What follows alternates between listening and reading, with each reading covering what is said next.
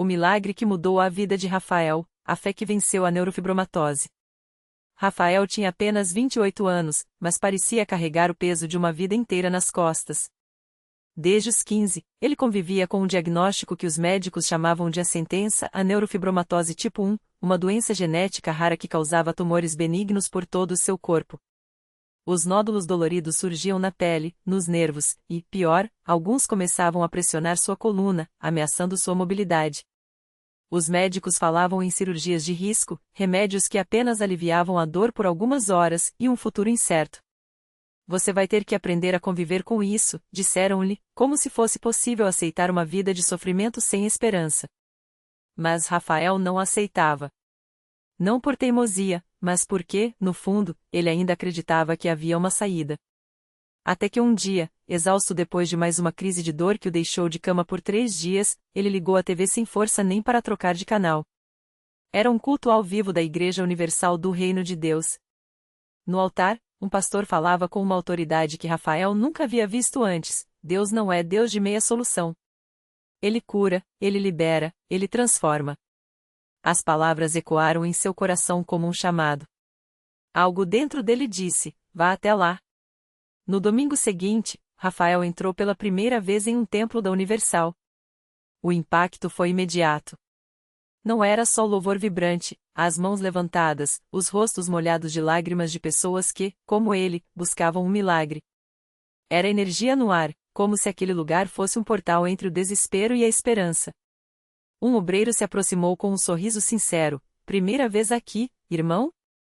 Deus te trouxe por um motivo. Rafael, envergonhado, tentou esconder as mãos cheias de nódulos, mas o obreiro seguiu: não precisa esconder nada. Aqui, Jesus vê e toca o que ninguém mais pode. O pastor subiu ao púlpito e começou a falar sobre a corrente da fé, uma campanha que a igreja estava fazendo para casos impossíveis. Quando a medicina diz o não, Deus diz o sim, declarou, enquanto pessoas ao redor gritavam amém. Rafael sentiu os olhos ardendo. Naquele momento, ele tomou uma decisão: não sairia dali sem uma resposta. As semanas seguintes foram de uma batalha espiritual intensa. Rafael passou a frequentar os cultos de terça-feira, as vigílias de sexta-feira, e até as reuniões de oração nas madrugadas. Os pastores oravam por ele com uma unção que ele nunca havia sentido, mãos firmes sobre sua cabeça, palavras de autoridade: em nome de Jesus, eu quebro esta maldição genética. Os tumores secam, os nervos são restaurados. Uma vez, durante uma fogueira santa, o pastor ungiu-o com óleo e declarou: o fogo de Deus vai consumir tudo que não é dele em sua vida. Rafael chorou como nunca, sentindo algo queimar por dentro, não de dor, mas de uma paz estranha. Mas não foi fácil. Houve dias em que a dor parecia piorar, e a voz da dúvida sussurrava: e se nada mudar? Foi então que a pastora o chamou para um conselho: fé não é sentir, é decidir crer mesmo quando tudo diz o contrário. Você tem dado o dízimo e as ofertas? Rafael hesitou, dinheiro era apertado, mas ele sabia que a obediência era parte da batalha. Deus não precisa do seu dinheiro, Ele quer o seu coração. Mas quando você honra Ele com o que tem, Ele honra você com o que é dele, explicou ela. Rafael obedeceu, mesmo com medo, e algo dentro dele mudou: a fé deixou de ser um desejo e tornou-se uma certeza. O milagre não veio como um raio, mas como um rio. Primeiro, foram as pequenas vitórias: os nódulos nas mãos começaram a diminuir, a dor nas costas aliviou. Rafael levou exames ao pastor, que orou sobre eles: em nome de Jesus, eu decreto que o próximo laudo será de cura total. Ele continuou frequentando as campanhas, participando das correntes de oração, e, em uma noite de vigília, enquanto centenas de pessoas clamavam juntas, Rafael sentiu algo sair de seu corpo. Não foi uma dor, mas uma libertação. Estou curado, gritou, e caiu no chão, chorando. Os médicos ficaram estarrecidos. Os exames seguintes mostravam uma regressão incompreensível dos tumores. Isso não tem explicação científica, disse um neurocirurgião, coçando a cabeça. Rafael sorriu: tem sim. Chama-se Jesus Cristo. No culto de testemunho, Rafael subiu ao altar com a família. Segurando o laudo médico que comprovava a cura, ele contou sua história entre lágrimas: eu vim aqui quebrado, mas Deus me reconstruiu. Não foi fácil, tive que lutar na oração, tive que ser fiel nos dízimos, tive que crer quando tudo dizia para desistir. Mas hoje eu digo, se Deus fez por mim, Ele pode fazer por você. A lição que Rafael aprendeu não foi só sobre cura, mas sobre o poder de uma fé ativa. Muitas pessoas querem um milagre, mas não querem a batalha da fé, ele costuma dizer hoje, como obreiro da igreja. Deus não muda as coisas por acaso, Ele muda quando nós nos movemos. Quando oramos de madrugada, quando damos o dízimo mesmo apertados, quando vamos à igreja mesmo com dor, estamos dizendo, Senhor, eu confio em Ti. E Ele nunca falha. A Igreja Universal do Reino de Deus não é um lugar para espectadores, mas para guerreiros. Rafael sabe disso. Ele entrou lá como um homem condenado pela medicina e saiu como um testemunho vivo do poder de Deus. E hoje, toda vez que ele vê alguém entrar no templo com o mesmo desespero que já foi seu, ele se aproxima, sorri, e diz, Deus te trouxe aqui por um motivo. A sua vitória começa agora. Rafael nunca esqueceu o dia em que uma mulher chamada Marisa entrou na Universal arrastando os pés, o rosto marcado pela dor. Ela carregava nos braços um exame médico amassado, os olhos vermelhos de tanto chorar. Pastor, os médicos disseram que meu filho de 7 anos tem um tumor inoperável. Eles não dão mais esperança, ela sussurrou, as mãos trêmulas. Rafael sentiu o coração apertar, porque reconheceu naquele olhar o mesmo desespero que já tinha sentido. Mas também viu ali uma centelha de fé, pequena, mas viva. Ele não ofereceu palavras vazias. Em vez disso, pegou a mão dela e levou até o altar. Marisa, Deus não se impressiona com relatórios médicos. Ele se impressiona com a fé que não desiste. Vamos orar agora, mas você precisa fazer a sua parte, vir todo dia, jejuar, buscar a Deus como se a vida do seu filho dependesse disso, porque depende. Ela sentiu, os olhos cheios de lágrimas, mas com um aceno firme. Nos dias seguintes, Marisa não faltou. Chegava antes das reuniões, ficava até o final, orando com as mãos levantadas, mesmo quando as pernas doíam de tanto ficar de joelhos. Em casa, ela e o marido, que no início resistia, começaram a jejuar juntos, substituindo o desespero por orações de madrugada. Senhor, o Senhor é o médico dos médicos, ela clamava, enquanto o menino, fraco, mas ainda sorrindo, ouvia as palavras de fé da mãe. 3 semanas depois, numa terça-feira de noite, o pastor chamou Marisa ao altar. Hoje é o dia da sua vitória, ele disse, com uma convicção que só vem do Espírito Santo. Ela caiu no chão, chorando, enquanto as irmãs da igreja oravam sobre ela com autoridade. Quando se levantou, sentiu algo diferente no peito, uma paz que não vinha das circunstâncias, mas de uma certeza interior. Está feito, ela sussurrou. No dia seguinte, os exames surpreenderam até os médicos. O tumor havia sumido. Não havia explicação científica, apenas um laudo com a palavra que Marisa mais queria ouvir, remissão. Quando ela voltou à igreja com o papel na mão, chorando de alegria, Rafael abraçou ela e o filho, agora correndo pelo templo, cheio de vida. Isso não é sorte, Marisa. Isso é fé em ação. Você lutou, e Deus honrou a sua batalha, ele disse, enquanto os irmãos ao redor glorificavam a Deus com palmas e lágrimas. Hoje, sempre que Marisa testemunha, ela repete o que aprendeu, o milagre não cai do céu como um passe de mágica. Ele vem quando a gente se levanta, mesmo com medo, e diz, Deus, eu vou confiar em Ti até o fim. A Universal não é um lugar para quem quer soluções fáceis. É para quem está disposto a pegar a sua cruz e seguir, mesmo quando o caminho parece impossível. E assim, a cada reunião, mais vidas são transformadas. Porque ali, entre aquelas paredes, não há espaço para dúvida quando a fé está em movimento. Rafael sabe, Marisa sabe, e agora muitos outros também sabem, quando o homem faz a sua parte, Deus faz o impossível. E a história se repete, milagre após milagre, provando que a fé verdadeira nunca sai frustrada. No mesmo dia em que Marisa deu seu testemunho, uma jovem chamada Ana Clara entrou pela primeira vez na Universal. Ela vinha arrastando uma dor que parecia não ter cura. Há 3 anos, seu filho Lucas, então com 5 anos, havia sido diagnosticado com uma doença rara que afetava seu desenvolvimento. Os médicos disseram que ele nunca andaria, nunca falaria direito e que sua qualidade de vida seria limitada. Ana Clara já tinha ido a todos os lugares possíveis, hospitais, clínicas alternativas, até mesmo consultas com pessoas que prometiam curas milagrosas em troca de dinheiro. Mas nada havia mudado. Até que, exausta e sem esperança, ela ouviu no rádio o testemunho de uma mãe cujo filho havia sido curado na Universal. Algo dentro dela disse: vá. Só mais uma vez. Só hoje. Ela entrou com Lucas nos braços, o menino franzino, os olhos perdidos, as perninhas finas que nunca haviam sustentado seu próprio peso. Os irmãos a receberam com um sorriso e uma palavra que ela não ouvia há muito tempo: Deus vai te ouvir. Ana Clara chorou antes mesmo de sentar. Não eram lágrimas de esperança, ainda eram lágrimas de cansaço, de quem já não acredita mais, mas que, mesmo assim, se recusa a desistir. Na reunião daquela noite, o pastor falou sobre a mulher do fluxo de sangue, que lutou contra a multidão só para tocar na orla das vestes de Jesus. Ela não desistiu no meio do caminho. Ela não deixou o desânimo falar mais alto.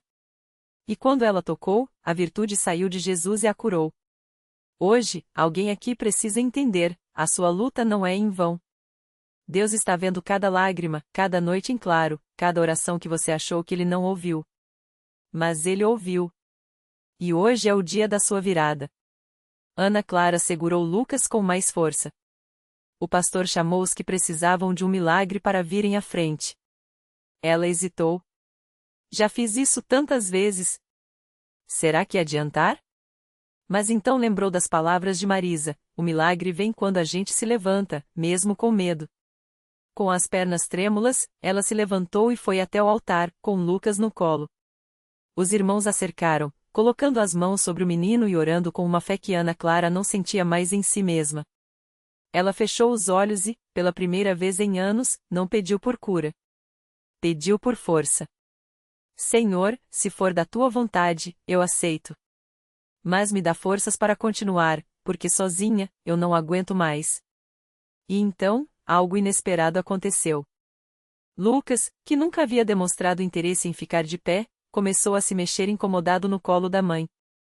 Ana Clara achou que fosse só uma reação normal, mas então sentiu que ele empurrava seu corpo para baixo, como se quisesse descer.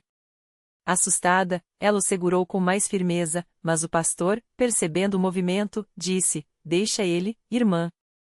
Deixa Deus agir. Com medo, ela obedeceu e colocou Lucas no chão, segurando suas mãos para que ele não caísse. E então, diante de todos, o menino que os médicos disseram que nunca andaria, deu o primeiro passo. Tremido, incerto, mas firme. Ana Clara gritou, não de alegria ainda, de susto, de descrença. Meu Deus, é verdade. Lucas deu mais um passo. E outro. E outro. Até que, com as pernas ainda fracas, mas com uma determinação que só poderia vir de algo sobrenatural, ele caminhou até os braços da mãe e a abraçou. A igreja explodiu em glórias. Ana Clara caiu de joelhos, com Lucas apertado contra seu peito, repetindo sem parar: obrigada, Jesus. Obrigada, Jesus. Os médicos não tinham explicação. Os exames posteriores mostravam que as lesões que antes impediam Lucas de andar haviam desaparecido. Não havia justificativa médica. Só havia um nome para aquilo: milagre. Hoje, Lucas tem 8 anos, corre, fala, brinca como qualquer criança. Ana Clara não perde uma reunião. Ela diz que aprendeu que a fé não é sobre ter todas as respostas, mas sobre confiar em quem as tem. Eu quase desisti. Quase deixei o desânimo vencer. Mas Deus não desistiu de mim. Ele só estava esperando eu dar um passo, mesmo que fosse o último, na direção dele. E assim, a cada semana, novas histórias como a de Marisa, Rafael e Ana Clara se somam às outras. Não são contos, não são coincidências. São provas vivas de que, quando o homem faz a sua parte, mesmo que seja só se levantar e ir até a casa de Deus, o sobrenatural acontece. Porque a Universal não é um lugar de promessas vazias. É um lugar onde a fé encontra ação, onde o impossível se torna real e onde, no meio das batalhas, Deus mostra que Ele ainda faz o que nenhum homem pode fazer. E a história continua. Sempre continua. Porque onde a fé em movimento, milagres nunca param de acontecer. No mesmo domingo em que Marisa testificou seu milagre, um homem chamado Carlos entrou pela primeira vez na Universal. Ele não era daqueles que chegavam cheios de esperança, com um sorriso no rosto. Não. Carlos arrastava os pés, as mãos enfiadas nos bolsos, o olhar vazio. Havia perdido o emprego há 6 meses, a dívida do aluguel já passava de 3 meses, e a mulher, grávida do segundo filho, chorava todas as noites, escondendo o rosto para que ele não visse o desespero. Até quando, Deus, ele murmurou ao sentar no último banco, bem perto da saída, como se já planejasse fugir dali antes que algo ou alguém o tocasse. O pastor nem precisou olhar para ele. Era como se Deus mesmo tivesse sussurrado em seu ouvido: aquele ali está no limite. Fala com ele. E quando os olhos dos dois se encontraram, Carlos sentiu algo estranho, não era vergonha, não era raiva. Era como se alguém tivesse colocado uma mão em seu ombro e dito: você não está sozinho. Você já ouviu falar que Deus é especialista em virar situações? Perguntou o pastor, aproximando-se depois do culto. Carlos queria dizer que não acreditava mais nisso, que já tinha orado, já tinha pedido, já tinha esperado. Mas algo o impediu. Talvez fosse o cansaço. Talvez fosse a última faísca de fé que ainda teimava em não apagar. Eu não sei mais, pastor, admitiu, a voz quebrada. Então deixa eu te contar uma coisa, Deus não precisa de você cheio de fé. Ele só precisa de você aqui. O pastor apontou para o chão. Na casa dele. O resto, ele faz. Carlos não entendeu muito bem. Mas naquela noite, quando voltou para casa com um pão e 1 litro de leite que uma irmã da igreja lhe deu porque Deus mandou, ele sentiu algo diferente. Não era a solução dos problemas. Era uma paz que não fazia sentido. Como se, no meio do caos, alguém tivesse acendido uma luzinha bem fraca, mas suficiente para ele ver o próximo passo. Na quarta-feira seguinte, ele voltou. Não porque as contas tinham sido pagas, elas não tinham. Não porque o emprego tinha aparecido, ainda não. Ele voltou porque, pela primeira vez em meses, sentiu que alguém ainda acreditava nele. E se Deus acreditava, quem era ele para desistir? Foi nesse dia que o pastor fez um pedido inesperado. Carlos, você tem coragem de dar um testemunho? Eu? Ele quase riu. Mas eu não tenho nada para contar, pastor. Minha vida é um desastre. Justamente por isso. O pastor sorriu. Porque Deus está prestes a mudar essa história. E quando ele fizer, você vai querer que todo mundo saiba que foi aqui que tudo começou. Carlos subiu ao púlpito com as pernas trêmulas. Não tinha palavras bonitas, não tinha uma vitória para mostrar. Só tinha verdade. Eu vim aqui porque não tenho mais para onde ir, minha família está passando fome, minhas contas estão atrasadas, e eu não aguento mais carregar tudo sozinho. Sua voz falhou. Mas se Deus pode mudar a vida daqueles que vocês falam, então eu peço a Ele, me mostra que o Senhor ainda se importa comigo. O silêncio na igreja foi tão profundo que dá para ouvir o choro abafado de alguém no fundo. Depois, as mãos começaram a se levantar. Não eram muitas, mas eram suficientes. Irmãos que mal conheciam Carlos se aproximaram depois do culto. Eu tenho um colchão sobrando. É usado, mas está bom. Minha esposa faz marmitas. Amanhã eu levo umas para a sua família. Eu conheço uma vaga de servente de pedreiro. Não é grande coisa, mas é um começo. Carlos saiu da igreja naquele dia com os olhos cheios d'água. Não por causa do que tinha recebido, embora cada ajuda fosse um milagre, bate porque, pela primeira vez, sentiu que não estava invisível. Deus o tinha visto. E mais, Deus tinha movido pessoas por ele. Na sexta-feira, o telefone tocou. Era o encanador que havia feito um serviço na casa dele meses atrás. Carlos, você lembra de mim? Pois é, eu estava arrumando uns canos na casa de um cara esses dias, e ele perguntou se eu conhecia alguém bom para reformar a cozinha dele. Falei do seu trabalho. Ele quer te ver segunda-feira. Carlos segurou o fone, sem acreditar. Não era um emprego dos sonhos. Era um serviço. Mas era um serviço. E era na segunda-feira. Quando ele voltou à Universal no domingo seguinte, não foi para sentar no último banco. Foi para subir ao púlpito de novo, dessa vez, com um sorriso que parecia não caber no rosto. Deus não só me deu um trabalho, como o homem adiantou metade do pagamento antes de eu começar.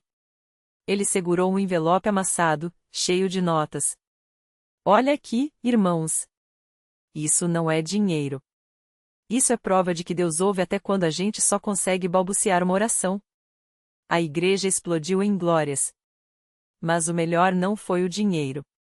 Foi o que aconteceu quando Carlos chegou em casa. A esposa, que havia parado de chorar há dias, o abraçou com uma força que quase o derrubou. Eu sonhei com você ontem, ela sussurrou. Sonhei que você voltava para casa com um envelope cheio de dinheiro e dizia: Deus não esqueceu da gente. Carlos não perguntou como ela sabia. Não precisava. Porque ambos já tinham aprendido que, na Universal, os milagres não são coisas que acontecem. São coisas que começam. E uma vez que começam, não tem mais fim. Hoje, Carlos não é mais servente. É mestre de obras. A dívida do aluguel virou história antiga. O segundo filho já nasceu, e o primeiro está na escolinha dominical, aprendendo que Deus é pai e não desampara seus filhos. Toda semana, ele traz alguém novo para a igreja. Não para contar sua história, mas para dizer uma verdade simples. Se Deus fez por mim, Ele faz por você também. Só vem. Só dá o primeiro passo. E assim, a corrente não para. Porque milagre chama milagre. E fé em movimento não conhece impossíveis. O último envelope. Anos depois, Carlos voltou àquela mesma obra onde tudo começou. Desta vez, não para limpar o chão, mas para supervisionar a construção de um novo templo da Universal no bairro. Enquanto inspecionava as vigas, um jovem servente, olheiros cansados, mãos calosas, aproximou-se com um balde de água. O senhor era como eu, né? Perguntou, tímido. Dizem que o senhor começou aqui embaixo. Carlos sorriu e tirou do bolso um envelope amarelado pelo tempo. Dentro, a mesma nota de sempre, agora desgastada, mas com uma nova anotação no verso: Deus não esquece.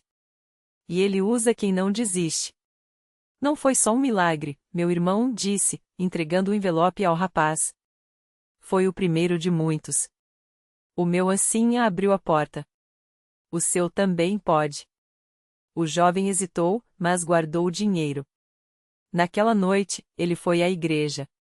Não por obrigação, mas porque algo em seu peito, algo que ele nem sabia que existia, acendeu. A corrente que não se rompe. Milagres não são apenas respostas, são convites. Deus não precisava de um envelope para mudar a vida de Carlos, precisava de um coração disposto a crer que o impossível era só o começo. A fé não é a moeda que compramos a bênção, é a mão estendida que recebe o que já nos pertence por graça. Hoje, aquele servente anônimo é dono de uma pequena construtora. O jovem do balde está no 2º ano de teologia. E o envelope continua circulando, agora nas mãos de um pai desempregado que, ao abri-lo, encontrou não só dinheiro, mas um recado escrito à mão: sua história de vitória começa hoje. Dê o primeiro passo. Porque milagre não é o que Deus faz por nós, mas o que Ele faz conosco. E uma corrente de fé, uma vez iniciada, não para, ela se multiplica, prova que a esperança é contagiosa e que, no reino de Deus, ninguém é tão pobre que não possa ser rico em testemunho. Lição: o milagre não está em receber, está em ousar acreditar que você pode ser o próximo a começar uma corrente.